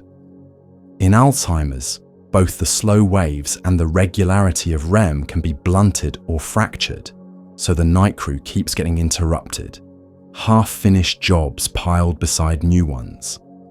Circadian timing is the clock that tells the crew when to start. The suprachiasmatic nucleus in the hypothalamus listens to morning light, social activity, and meal timing to set a 24-hour rhythm for hormones and body temperature. Melatonin rises in darkness to invite sleep, cortisol dips, core temperature falls slightly, and the window for deep sleep opens. If evening light is bright or irregular, if days are spent mostly indoors without morning sunlight, or if meals drift late into the night, the clock gets fuzzy. The result is a schedule with too many short naps and too few consolidated night blocks, a pattern that feels like you've crossed a few time zones without leaving home. In Alzheimer's, the clock neurons themselves can lose some synchrony, making the system more sensitive to environmental cues. The same light, routine, and meal timing that once mattered a little now matters a lot. The chemistry that builds sleep pressure is simple and insistent. As wakefulness continues, adenosine accumulates in the brain, nudging neurons toward rest. Deep sleep then lowers adenosine again. Caffeine blocks adenosine's signal, which is why a late coffee can feel fine at 6 p.m., but still shave off slow waves at 11. Alcohol, though it can speed the initial descent into sleep, fragments the second half of the night, suppressing REM and provoking awakenings as it clears. Nicotine and many decongestants push the system toward alertness. Heavy meals can jostle the stomach and reflux, while thirst and late evening fluids invite trips to the bathroom. Each small interference may seem trivial by itself, but the glymphatic tide prefers long, quiet stretches, not a series of starts and stops. Sleep and Alzheimer's feed each other in both directions. Poor sleep increases soluble amyloid beta and tau in the spaces between neurons the next day. Over many nights, that extra load gives the cleaning system more to do. At the same time, amyloid and tau within key hubs, hippocampus, entorhinal cortex, and brainstem nuclei that stabilize sleep can weaken the very circuits that generate slow waves and REM. You feel this as a lighter, shallower night, more tossing, more brief awakenings, a sense that sleep happened near the surface. Because slow waves are the bellows for CSF inflow, lighter nights mean a smaller rinse, then a heavier cognitive fog on waking, particularly for focus and recent memory. Breathing and the heart's rhythm are quiet partners in this story. Each inhale and exhale creates pressure changes that help push CSF, and stable, deep breathing supports a steady pump. Sleep apnea, where breathing stops and starts, repeatedly throws the pump offline, spikes stress hormones, and fragments sleep stages. Snoring, gasping, or daytime sleepiness are clues, and treating disordered breathing can steady the entire night for both the sleeper and their partner. Even without apnea, nasal congestion, a room that's too warm, or a pillow that tilts the neck awkwardly can make breathing effortful and nudge the body toward lighter stages. The bedroom itself can either cooperate with or compete against the night shift. Cool air helps. Many people find 17 to 20 degrees Celsius comfortable, as does darkness without hazards. Heavy curtains, minimal LEDs, and soft, indirect night lights along the path to the bathroom keep the room navigable without flooding the eyes with blue, rich light that suppresses melatonin. Glossy floors and mirrors can create confusing reflections in low light. Matte surfaces and simple patterns reduce visual noise. A consistent, visible clock with large digits anchors time if a person wakes and wonders whether it's early or late. Clothing that's soft and tag-free, a blanket with even weight, and a mattress that doesn't transfer partner movement keep the body from micro-arousals that the mind might never remember, but the glymphatic system certainly does. Wind-down routines teach the nervous system what to expect. 90 minutes before bed, lights lower and grow warmer. Loud media gives way to quiet, predictable sounds. The last meal is behind you and fluids taper. The same few steps, wash face, brush teeth, lay out tomorrow's clothes, a short page or two of familiar reading, a specific playlist or scent, create a sequence that the brain begins to associate with safety and off-duty status. If worries circle, a parking lot notebook by the bed can catch them with a date and a simple next step, so the frontal lobes can stand down without fearing they'll forget. For people who wake disoriented, a bedside card with a reassuring one-liner, "It's night, you're at home, bathroom light is on," can guide the first moments before anxiety finds a foothold. Daytime is the prelude to night. The strongest sleep comes after a day with bright morning light, some physical movement, social contact, and mental engagement that ends well before evening. Short naps, 10 to 30 minutes, in early afternoon can refresh without stealing slow waves. Long or late naps borrow too much from the night. Large meals sit best at midday. Lighter, earlier dinners help the clock. Hydration during the day prevents thirst at bedtime, and moving diuretics, including tea and coffee, earlier reduces nocturia. If sundowning tends to appear, schedule a soothing, hands-busy activity in late afternoon. Folding soft towels, simple crafts, watering plants, paired with warm light, and a favorite mid-tempo playlist to bridge the drop in circadian alertness. Medications tug on sleep in characteristic ways. Some drugs used for memory can cause vivid dreams or middle-of-the-night wakefulness in sensitive people. Others, taken for bladder or allergy, can produce grogginess that fragments attention by day without improving night architecture. Pain that goes unnamed often masquerades as insomnia. So can heartburn, itching, or a room that's a few degrees too warm. Rather than adding new sedatives, which in older adults can worsen balance, memory, and breathing, it often helps to adjust timing, dose, or non-sleep medicines with a clinician, simplify the overall list, and reinforce environmental cues. When supplements like melatonin are used, they work best as a timing nudge alongside routine and light, not as a standalone fix. The brain's networks use the night not only to wash, but to rebalance. The synaptic homeostasis hypothesis suggests that during waking we strengthen many connections, some crucial and some redundant. Sleep scales down the excess, so signal to noise improves. Without that downscaling, synapses stay loud, consuming more energy to carry the same information. The next day feels crowded. Too many partial traces chattering, not enough clear paths. You notice this as reduced mental stamina, more sensitivity to clutter, and a need to reread to catch meaning. After a sound night, the same task feels simpler because the network is sparser and cleaner, the way a garden looks after pruning.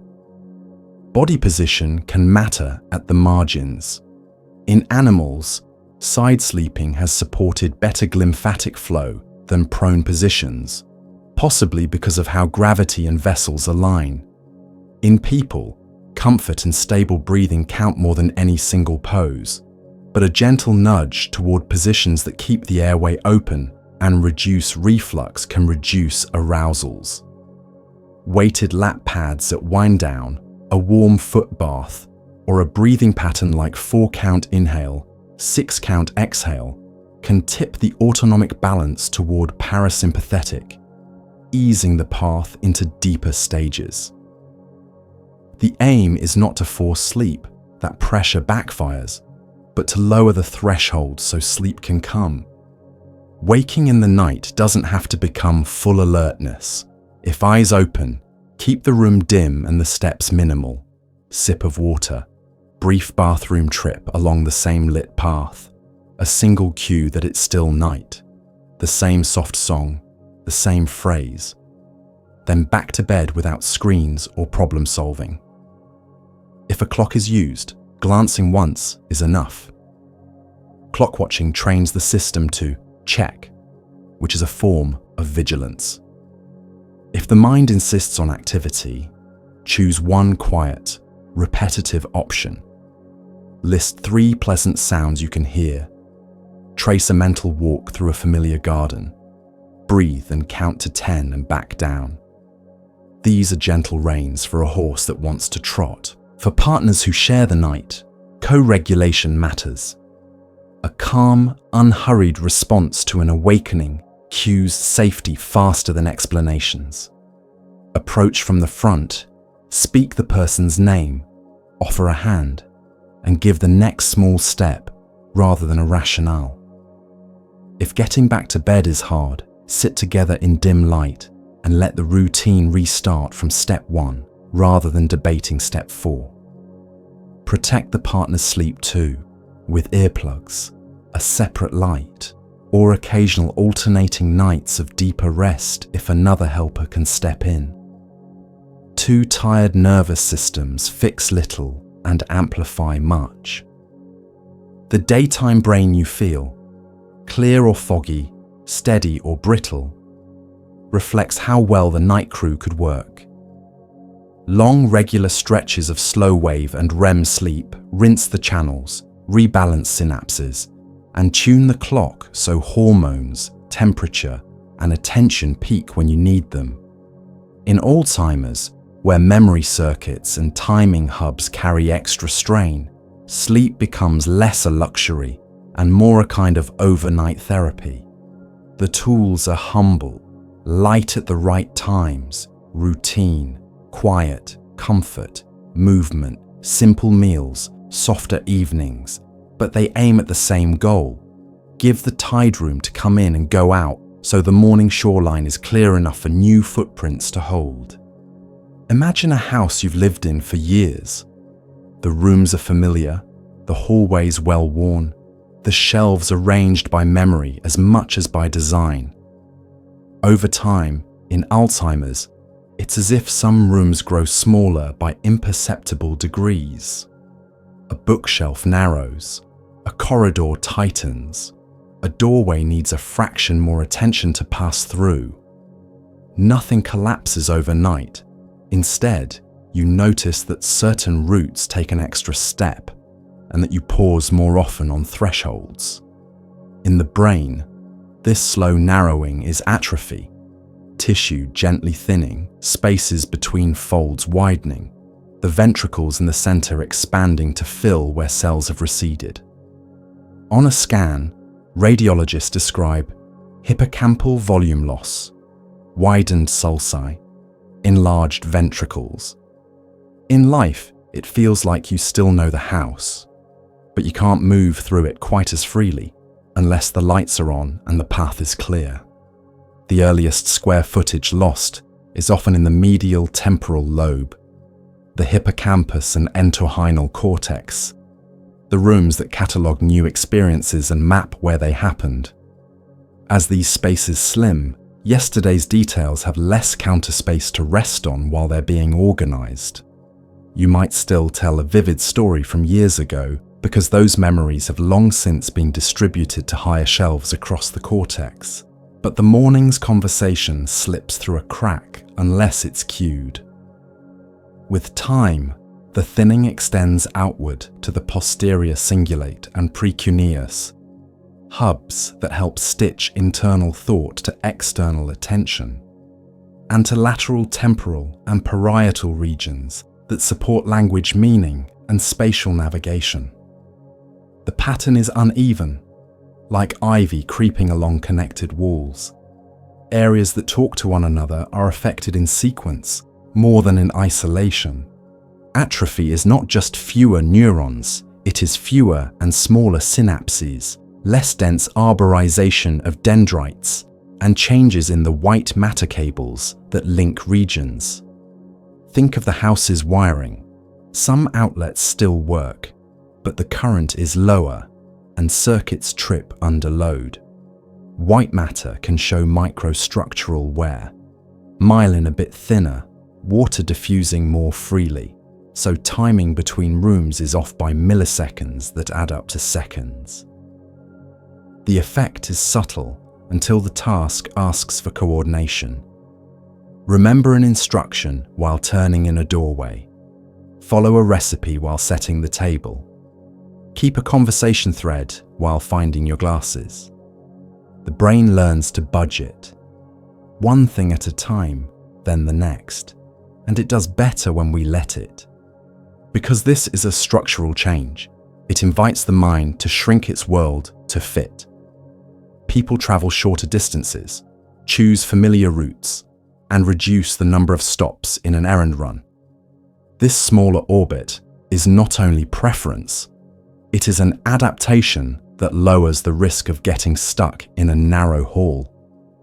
Yet the orbit can be enlarged safely from the outside.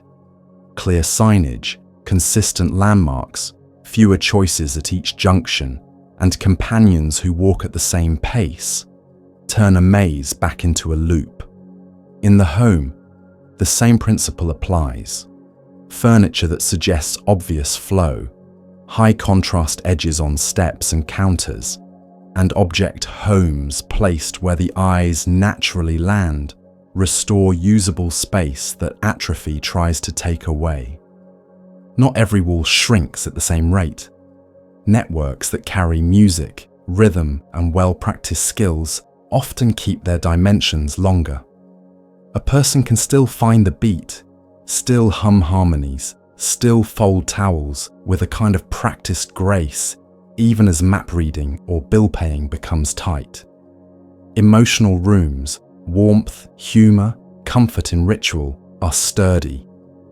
They can be used as hallways to reach other rooms, sing the instruction to cue dressing, use a favourite scent to cue bedtime, pair an old family photo with the name you want to recall. By walking through preserved spaces, you reach those that have narrowed, using diagonal paths rather than straight ones. Imaging mirrors the lived pattern. MRI volumetry shows the gentle slope, millimeters over years, while FDG PET can reveal reduced metabolism in posterior temporal and parietal regions that corresponds with the map room and language changes. Amyloid PET lights up early but doesn't track moment-to-moment function. Tau PET aligns more with what thins next. These tools describe the architecture, but function day-to-day is affected as much by sleep, stress, illness, and sensory load as by anatomy.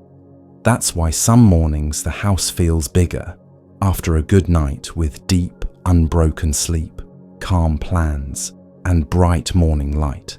And some afternoons it feels cramped when fatigue and clutter push the walls inward. Cognitive reserve, the brain's habit of building alternate hallways through education, bilingual use, rich hobbies, social engagement, won't stop the square footage from shrinking, but it adds redundancy. If one corridor tightens, another can carry the traffic for a while.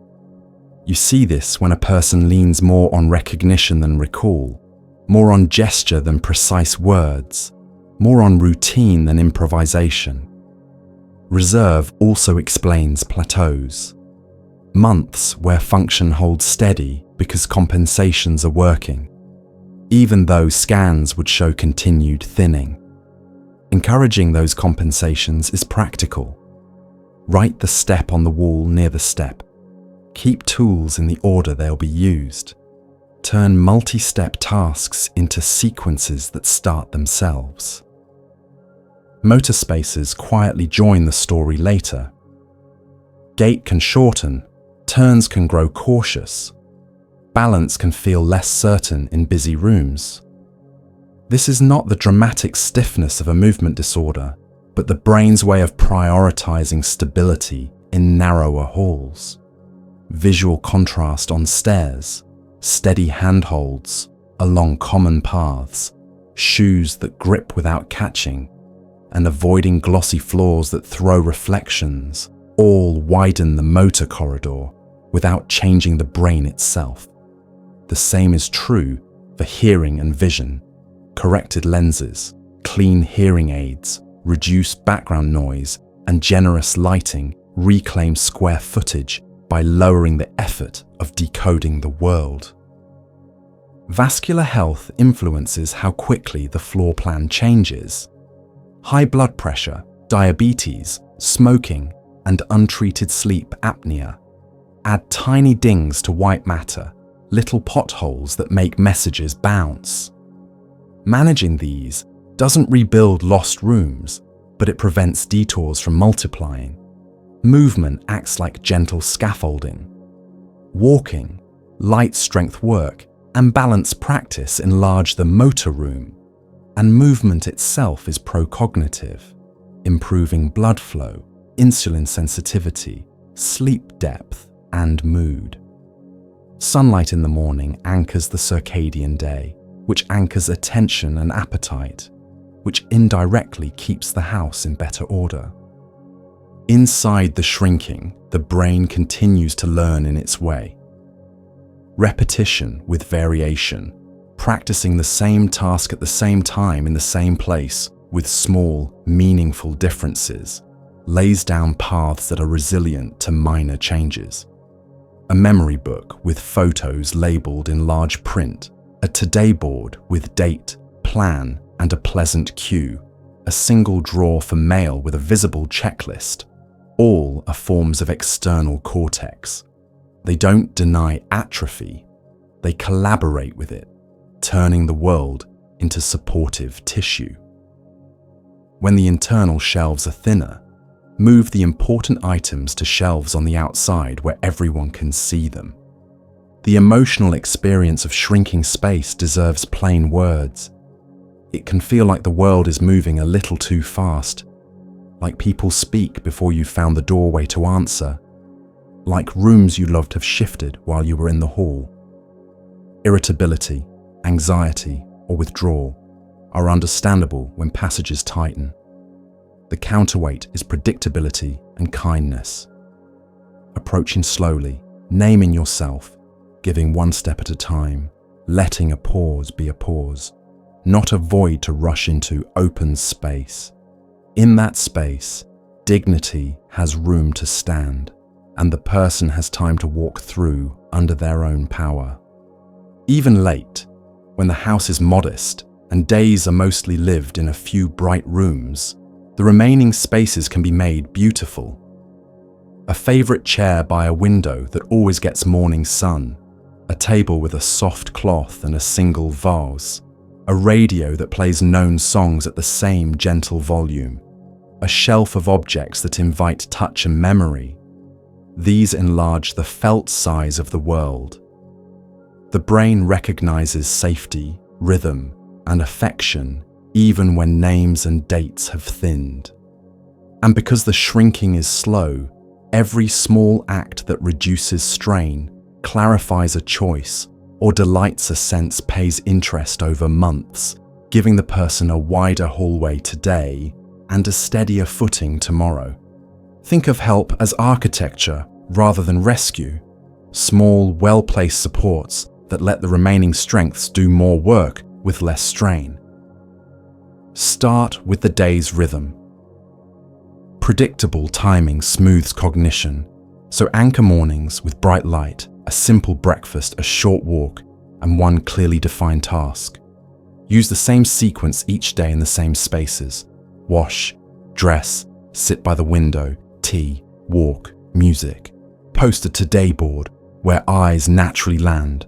Large date, weather, one pleasant plan, one practical plan, so orientation doesn't rely on recall.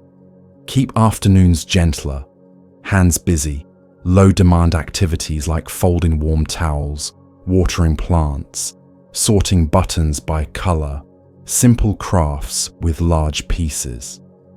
Dim lights early and switch to warmer lamps, so the body clock understands what time it is without debate. Make the home speak clearly. High contrast turns seeing into understanding. A light plate on a dark placemat. A dark toilet seat on a light bowl. Bright tape on stair edges. A bold frame around a frequently used door. Remove visual tricksters. Busy rugs, shiny floors, mirrors that catch the eye at night. Put destination cues where they count. A photo of a toilet on the bathroom door. A large mug decal near the kettle. A coat hook at shoulder height by the exit. A basket labelled mail on the only spot where mail is allowed to rest. Keep walkways wide and uncluttered. Furniture should suggest obvious flow through rooms. Reduce duplicates. One favourite jacket on one hook, one kind of shampoo, one set of keys with a bright fob on a single tray. The environment becomes a kindly executive function, filtering choices before the brain has to. Design tasks, so success is the default. Break multi-step actions into visible stations laid out in order, teabag already in the cup, kettle filled to a marked line, milk in a small jug beside the cup, spoon on a napkin. Demonstrate rather than instruct. Hands learn by watching hands. Use hand-under-hand guidance so the other person feels the motion rather than being moved. Offer binary choices instead of open questions. Blue or green sweater? Not, what do you want to wear? Narrate softly and positively. We're going to sit instead of don't stand up. Allow the thinking pause. If you jump in too quickly, the brain must reset the step. When a step is hard, backward chaining helps. Complete most of the task yourself and let the person do the last, easiest piece, then gradually hand back earlier steps as fluency returns. Spaced retrieval and errorless learning are quiet allies. Ask for a simple fact or action after 30 seconds, then a minute, then 2, cueing before an error can occur to keep the memory trace clean. Let the senses do the heavy lifting. Music organizes attention and movement. Build 3 playlists. A bright morning set to initiate, a mid-tempo afternoon set to steady, and a sparse evening set to settle. Pair songs with routines so they act as cues. One tune for dressing, another for laying the table, another for brushing teeth. Use scent as a gentle switch. Citrus or mint in the morning. Lavender or chamomile at night. A favourite soap to cue the bathroom. Texture invites engagement.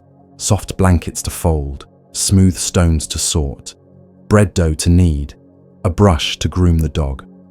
Sunlight near morning boosts alertness. A shady seat with a breeze calms without stealing attention. Pets, birds at a feeder, and small garden tasks offer uncomplicated, rewarding contact that bypasses effortful language. Support communication by reducing load and increasing signal. Face the person at eye level. Smile first so the amygdala reads safety before the words arrive. Use names rather than pronouns. Keep sentences short. Place the object in view while you talk about it. Convert recall to recognition with pictures and choices. Keep a word wall of frequently used names and places in large print. And label photos with names directly below faces so that eyes and brain bind them together. When a word won't come, walk around it together. Color, use, where it lives, rather than insisting on the exact label. Meaning is the goal, not precision. Humor softens bottlenecks. Celebrating good guesses keeps the channel open. Guard energy the way you'd guard a limited battery. Cluster similar tasks, then rest. Avoid double demands like talking while navigating a busy store aisle. Protect the bright window of the day for anything that requires more focus. Do maintenance later. Hydrate steadily. Dehydration masquerades as confusion. Choose meals that are easy to see and handle. High contrast plates. Finger foods if utensils are tiring. 1 or 2 items at a time rather than a crowded plate. Gentle movement, walking, light strength with resistance bands, Tai Chi, chair exercises, improves sleep, mood, appetite, and blood flow, and widens corridors of function across the board. Brief, regular sunlight in the morning reinforces the body clock and reduces late-day turbulence. Prevents small frictions that masquerade as behavior. Check hearing aids, glasses, denture fit, shoes that rub, room temperature, constipation, and hydration. The body will speak in pacing or refusal when it can't name a discomfort. Make bathrooms irresistibly obvious. Warm the room first. Use a raised seat and grab bars. Place a dark mat around the base to improve aim and confidence and keep supplies visible and within reach. For bathing, try a warm towel wrap, music, a handheld shower at low pressure, and a bath seat. Allow the person to hold the sprayer or a washcloth to stay in control. For dressing, lay clothes in order, right side out, with fasteners simplified. Velcro, elastic waists, looped zipper pulls, shoes that slip on. Remove frustrating almosts, tiny buttons, identical pairs of trousers, overfull drawers. Plan for safety without broadcasting danger. A cooktop shut off, kettle with auto off, appliance plugs on a switchable strip, and a stove knob cover remove high-risk edges while preserving the kitchen as a dignified workspace. Motion sensors for soft path lighting at night. Door chimes for exterior doors. And a simple wearable with one button calling or fall detection protect independence. Keep a printed, in case of emergency card in the wallet with diagnosis, medications, and contact numbers. Store the same on the phone lock screen. For walking, favor loop routes with clear landmarks over out and back paths. Carry a card explaining, "I am living with memory loss. Please call."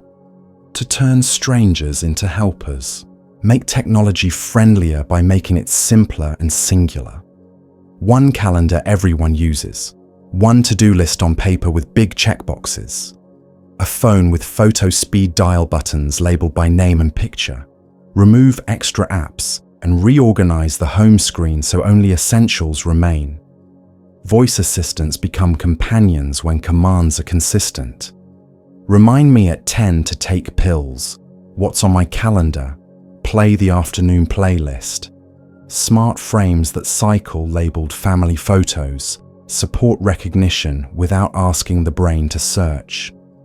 Electronic pill dispensers that open once and announce with voice and light convert prospective memory into an easy reaction. Shape social life to give more than it takes. One visitor at a time in a calm space. Introductions every time. Hi, it's Maya. Then a shared object to focus attention. Conversation around recognition. Which of these songs do you like? Rather than recall, do you remember when? Short outings to familiar places, the same cafe at the same hour, the same park bench on the same path. Support groups, memory cafes, and adult day programs provide stimulating, structured contact while giving care partners a dependable break. When groups are noisy, try side-by-side activities, puzzles, watercolor, sorting photos, where being together doesn't depend on fast words. Use gentle de-escalation when storms brew. Scan for HALT. Hungry, anxious, angry, lonely, tired. Validate the feeling before offering a path. This is frustrating. Let's sit a minute. Then change one thing. Light, noise, task, room. Offer the next small concrete step instead of explanations. The nervous system follows action more readily than argument. Walk together. Rhythm and bilateral movement reset arousal. Keep a comfort cart ready. Favorite blanket, soft hand cream, a familiar photo book, a weighted lap pad, water, a simple snack. When suspicion arises, let the environment answer. Labels, transparent containers, a single home for valuables, so the world proves itself trustworthy without debate. Tend the hidden infrastructure that multiplies every other strategy. Regular medical and dental checkups reduce silent pain. Manage blood pressure, blood sugar, vision, and hearing. When signals are clearer, cognition spends less energy decoding. Sleep routines. Cool, dark room. Quiet wind down. Consistent wake time. Keep nights useful for cleaning and balancing the network. Keep medications as simple as possible. Review with a clinician whether any drug is worsening, confusion, sleep, or balance. Early calm planning for finances, healthcare proxies, and daily logistics is a kindness to the future. Put rules on paper while decision-making is strong, so later choices feel like following a plan rather than losing control. Care partners need architecture too. Build micro-rests into the day. A tea on the step with the phone face down. A 10-minute walk while someone else sits in. A playlist that signals quiet time for both of you. Use checklists for recurring tasks so memory isn't the bottleneck. Accept help when it's offered and ask when it isn't. People prefer specific jobs. Tuesday groceries, Thursday laundry, one afternoon a month of sitting together. Learn a few phrases you can say to yourself aloud that neutralize guilt and reduce limbic load. We are both doing our best. This is hard and we're okay, one thing at a time. Join a support group or a brief skills class. Being witnessed steadies the nervous system and improves patience more than any tip list. Keep joy practical. A success shelf holds recent small wins, a puzzle completed, a plant that's thriving, a photo from a pleasant outing where they're seen daily. A gratitude journal in large print, written together each evening with 2 or 3 lines, doubles as a cue for conversation the next day. Seasonal rituals. First strawberries, first warm day picnic, first snow cocoa. Punctuate time and give the calendar anchors that don't require remembering dates. Kits make initiation easy. A shoebox with large print postcards, stamps, and 3 addresses. A knitting bag with only the current project. A watercolor tin with 2 brushes. jar and sturdy paper, a birdseed scoop next to the feeder. When the first step is obvious and inviting, momentum takes care of the second. Honor bilingual and cultural threads that feel like home. Use the language that flows most easily. Let songs, foods, prayers, and proverbs from early life color the day. Old stories can be retold without testing memory. Tell me about the market near your house when you were little, and recorded if the person enjoys it. Keep favorite sayings visible in large print where the eye catches them. The cadence of a known line often soothes when new sentences feel effortful. Identity expressed through dress, hair, jewelry, and small daily rituals is not decoration. It's scaffolding for dignity and continuity. Even when many abilities are changing, islands of strength remain and can be bridged. Habit, rhythm, recognition, and the senses form those islands. By arranging the world so it speaks clearly, trimming choices to the helpful ones, pacing the day so energy is spent where it matters, and meeting behavior as communication rather than opposition, you let the intact capacities carry the day. The result is not perfection. It is a life with fewer avoidable frictions, more moments that feel like us, and a home that collaborates with the brain to make the next good step visible and doable. Thank you for drifting through this gentle journey with me. We've wandered from the brain's quiet memory library to the tangled workrooms of proteins, from the city of lights where synapses blink and hum, to the map room where space and direction are stitched together. From the shores of language to the planning desk at the front of the mind, through the weather of feelings, the night cruise cleansing tides of sleep, the slow reshaping of rooms over time, and the tender architecture of help that turns small acts into steady bridges. If you're here as a caregiver, a clinician, a curious learner, or someone living with memory change, your presence matters. I'm grateful you shared this calm space. If this brought you clarity, comfort, or simply a softer breath, please subscribe, tap the like button, and ring the little bell so our next quiet exploration finds its way to you. And tell me in the comments where in the world you're watching from. I love seeing our sleepy constellation light up across cities, villages, islands, and mountains. Add too, one gentle thing that helps you or your loved one. A song that always lands. A simple routine that smooths the day. A phrase that opens a stuck moment. Your small wisdom could be the handrail someone else needs. Alzheimer's can feel like a maze, but even mazes have patterns.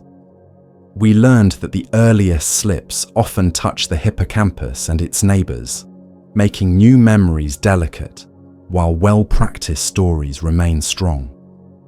We saw how tiny protein misfolds and inflammatory signals can nudge synapses to go quiet, and how rhythm, repetition, and rest invite them back.